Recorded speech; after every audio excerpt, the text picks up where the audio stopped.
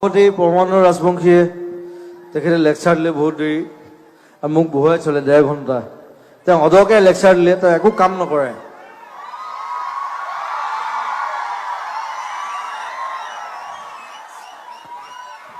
তেওঁ এবাৰ গুৱাহাটী সাহিত্য সভাত মোক মাতি লৈ গ'ল, ক'লে মোক জুবিন, মই চব স্পষ্ট কথা কওঁ দেই,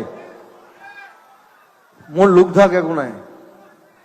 তেওঁ মোক মাতি লৈ গ'ল যে জুবিন তুমি আমাৰ পইচা পাতি নাই, সাহিত্য সভা। বোলো ঠিক আছে, সাহিত্য সভা অ'কে, মই যাম।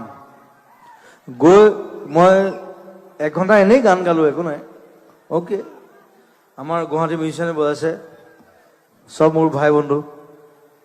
তাৰপিছত মোক এটা পেকেট এটা দিছে, মস্ত পেকেট এটা দিছে সাহিত্য সভাত দেই। মই কৈ আছোঁ শুনক, ইটছ ভেৰি ইণ্টাৰেষ্টিং।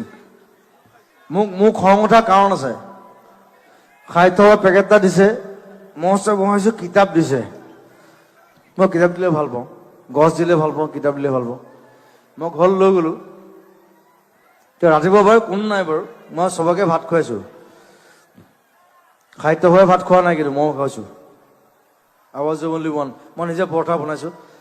তাৰপিছত পেকেটটো খুলিছোঁ, তাত কিবা মুলতানী মিট্টি,